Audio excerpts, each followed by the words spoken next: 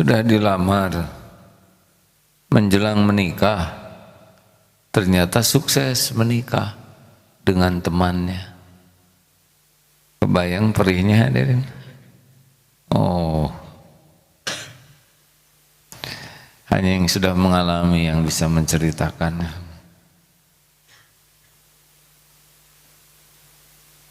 Pedihnya kenapa coba? Itu sebanding dengan dosanya. Mungkin dia terlalu mencintai calonnya dibanding Allah yang menakdirkannya. Benar?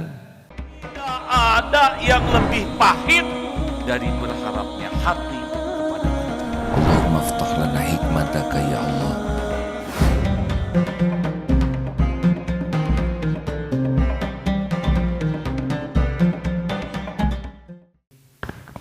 Bismillahirrahmanirrahim. Assalamualaikum warahmatullahi wabarakatuh. Waalaikumsalam. Alhamdulillahi rabbil alamin. Alhamdulillahilladzi khalaqal mauta wal hayata liyabluwakum ayyukum ahsanu amala wa huwal azizul ghafur. Allahumma shalli wa sallim wa barik ala sayyidina Muhammad wa ala alihi wa ashabihi ajma'in. Kita semua pasti punya dosa, benar? Kita semua pasti ingin diampuni Allah, betul? Tapi apakah tobat kita sudah sungguh-sungguh? Belum. Sebetulnya sholat itu menggugurkan dosa. Seperti orang yang di depannya ada sungai dan mandi 5 kali sehari bersih. Tapi sayang, mandinya tidak sungguh-sungguh, jadi tidak bersih. Sebetulnya sedekah itu penggugur dosa. Seperti air memadamkan api. Tapi sedekah kita ala kadarnya. Ada sedekah belum tentu ikhlas. Jadi nyaris tidak efektif menggugurkan dosa. Tapi Allah Maha Pengampun. Tidak ada yang lebih menginginkan kita selamat lebih daripada Allah yang menginginkan kita selamat. Karena kita ciptaan Allah, kita milik Allah. Buktinya kita diberi hidayah, betul? Karunia Allah. Kita dibimbing, bisa ke masjid, bisa mesantren. Siapa yang menyiapkan semua ini selain Allah? Allah tahu sholat isya kita barusan jelek, tapi tidak dibalas tuh. Selain dikasih ilmu lagi. Ada salah satu karunia Allah yang bisa menggugurkan dosa adalah Allah mendatangkan kepahitan. Tidaklah seorang muslim ditimpa sakit, tertusuk duri, dan kelelahan, mungkin kalau ketemu hadisnya tolong dibaca, kecuali Allah menggugurkan dosanya bagai gugurnya daun-daun. Jadi kalau suatu saat kita tersakiti, baik fisik maupun hati kita, atau ditimpa kelelahan yang luar biasa, itu adalah bagian dari kafarah. Tertusuk duri, itu juga bagian dari kafarah. Kejepit pintu, sakit gigi, sakit kepala, seperti yang saya rasakan sekarang. Gigi sakit, kepala sakit, lambung sakit, jari sekarang sakit satu lagi. Alhamdulillah. Ini karena banyak tobat yang tidak berhasil menggerus dosa. Ada kalanya disakitin orang, dimarah, dihina, difitnah. Nah, itu adalah bagian dari kafarah. Makanya kalau orang punya target, Allahumma ja'alni minat tawwabin wa ja'alni minal mutatahirin wa ja'alni min ibadika sholihin, ingin ditolong bisa tobat, bisa mensucikan diri, bisa jadi ahli ibadah yang benar, Ya, kita harus peka terhadap cara Allah menggugurkan dosa-dosa kita. Kenapa itu ada orang yang soleh, kok dia juga banyak ditimpa ujian? Nah, itu beda lagi. Itu untuk angkat derajat. Allah cinta ke seorang hamba dan Allah mau mengangkat derajat hamba ini ke satu makom, tapi ibadahnya nggak ngangkat. Sholatnya standar, tahajudnya kurang, saum sunnahnya kurang, tapi Allah ingin memberikan dia sebuah kedudukan. Timba juga ujian karena pahalanya bisa mengangkat dia. Jadi jangan suudzon terhadap orang yang banyak ditimpa kepahitan, endut, isoh. Bayangkan lumpuh 37 tahun, 42 tahun, ibu meninggal, diurus oleh bapak meninggal, sudah lumpuh sekarang, tumor di dadanya, kejang, coba itu, tidak bisa kemana-mana. Ini pasti ada perhitungan di sisi Allah, benar? Orang main ini berbaring saja begitu. Allah Maha Adil, bisa habis itu dosa. Makanya ahlul musibah ini di akhirat, yang saya dengar penjelasannya itu surganya sangat tinggi sekali. Sampai yang ahlul afiyah, yang kita yang sehat-sehat ini, kalau lihat ahlul musibah di surga itu iri. Kita kasihan melihat dia di dunia, di akhirat kita jadi iri. Jadi setiap kepahitan tuh syarat dengan hikmah. Makanya jangan mengeluh, jangan ngerasuloh. Kita simak penjelasan. Ya, silakan. Dari Abu Sa'id Al-Khudri dan dari Abu Hurairah radhiyallahu anhuma dari Nabi sallallahu alaihi wasallam bahwa beliau bersabda, "Ma yusibul muslima min nasabin wala wasabin wala hammin wala huznin wala adha wala ghammin hatta asy-syaukati yushakuha illa kafarallahu biha min khotayahu." Tidaklah seorang muslim tertimpa suatu kelelahan atau penyakit atau kekhawatiran atau kesedihan atau gangguan, bahkan duri yang melukainya, melainkan Allah akan menghapus kesalahan-kesalahannya karenanya. Hadis riwayat Al-Bukhari dan Muslim. Sudah dilamar, menjelang menikah, ternyata sukses menikah dengan temannya. Kebayang perihnya, hadirin? Oh, hanya yang sudah mengalami yang bisa menceritakannya.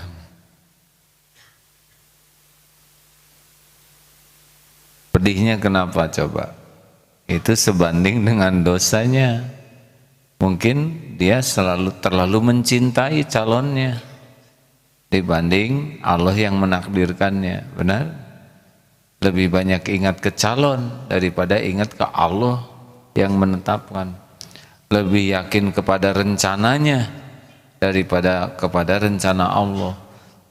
Kekuatan melekatnya hati kepada selain Allah ketika dicabut kayak perangkok robek.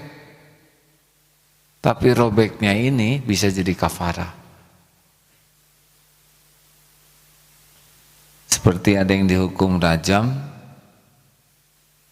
terus ada yang mencibir, padahal hukum rajam ini adalah kafarah dari dosa-dosanya.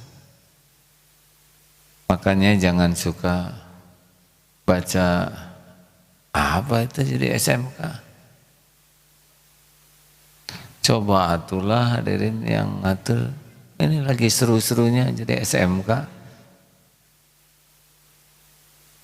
Ini harus tepat waktunya ya. Si kena musibah.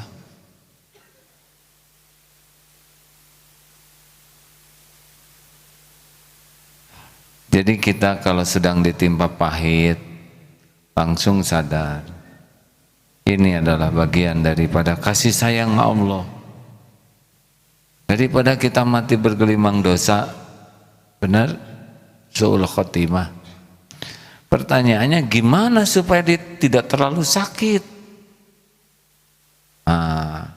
balapan, wasari'u ila maghfirah.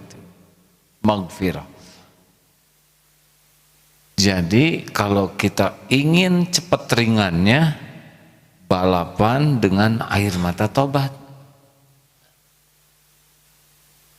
Ini yang diajarkan guru saya. Pokoknya kalau sudah bertubi-tubi kepahitan dan kita tahu dosa kita masih banyak, kejar dengan air mata tobat. Sebelum kita digosek dengan gosekan yang pedih, gosek aja dengan taubat nasuha. Makanya dulu waktu zaman heboh, ada yang belum lahir ya, tuh malah tidur sekarang juga. Ini emang urusan orang dewasa. Terus saya bobo, Bismillahirrahmanirrahim, ayo amut. Oh. Apa-apa deh, ini pembicaraan orang dewasa. Hari yang kecil satu lagi ini dicatat, apa deh, doa pernikahan boleh, macam-macam santri ke.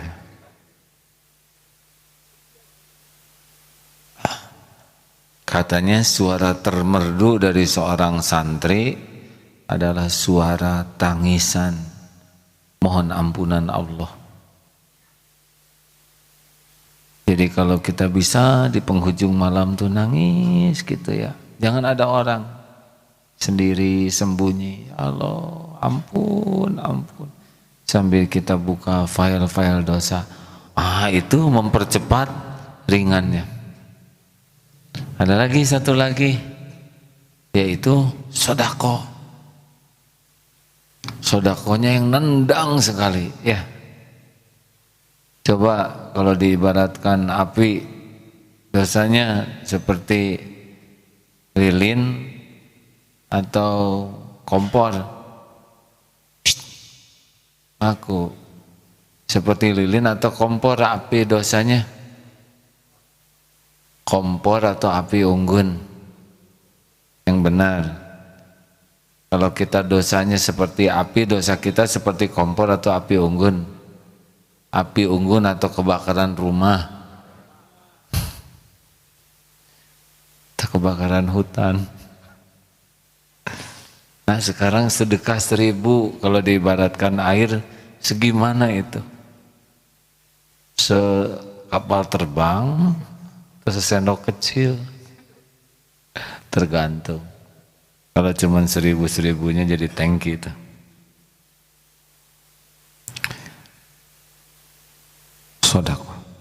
Sedekah itu memadamkan dosa. Boro-boro sedekah, saya nggak punya uang. Sedekah untuk nolak dosa, menghapus dosa. Allah tahu kita tidak punya uang, punya ilmu, punya tenaga, punya kebaikan, amal soleh, mengut sampah, ngebersihin, membacakan buku untuk yang tunanetra, nolong, banyak yang bisa kita lakukan. Niatkan sedekah. Wallahu fi aunil abdi maqana al-abdu fi auni akhi. Allah selalu nolong orang yang senang menolong.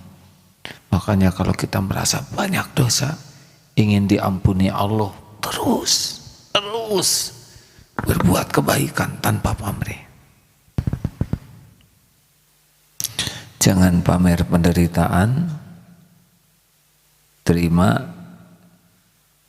pakai air mata tobat, berbanyak sodako dalam segala bentuk.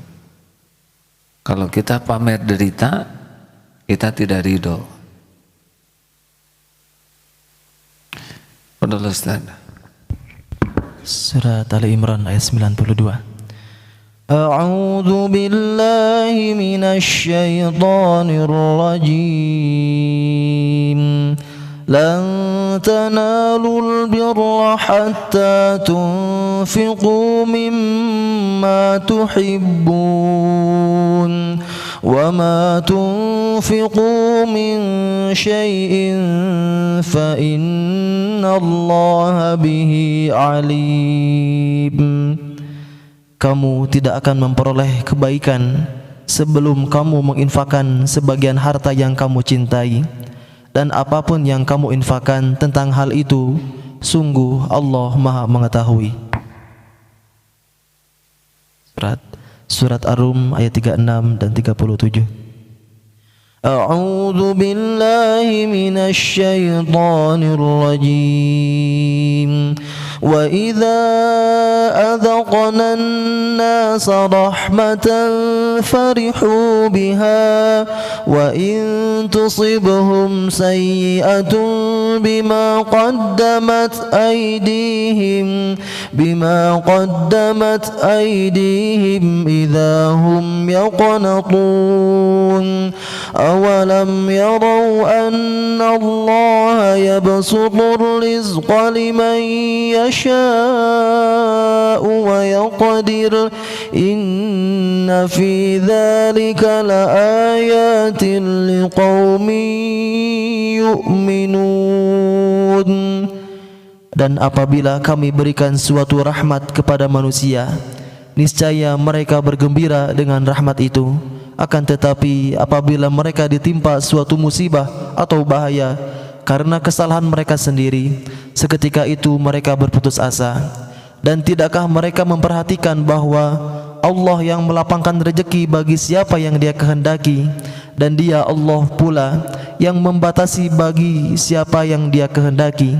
Sungguh pada yang demikian itu benar-benar terdapat tanda-tanda kebesaran Allah bagi kaum yang beriman. Segala urusan ada dalam genggaman Allah. Allah lapangkan lapang, Allah sempitkan sempit, Allah mudahkan mudah. Jadi kita tidak bisa berstrategi kalau dengan Allah, ya. Ketulusan, kesungguhan, ikhris ala ma yanfa'uk, wasta'in billah wala ta'zaz. Bersungguh-sungguhlah dengan apa yang bermanfaat bagimu. Mintalah tolong kepada Allah dan jangan pernah lemah. Semangat terus.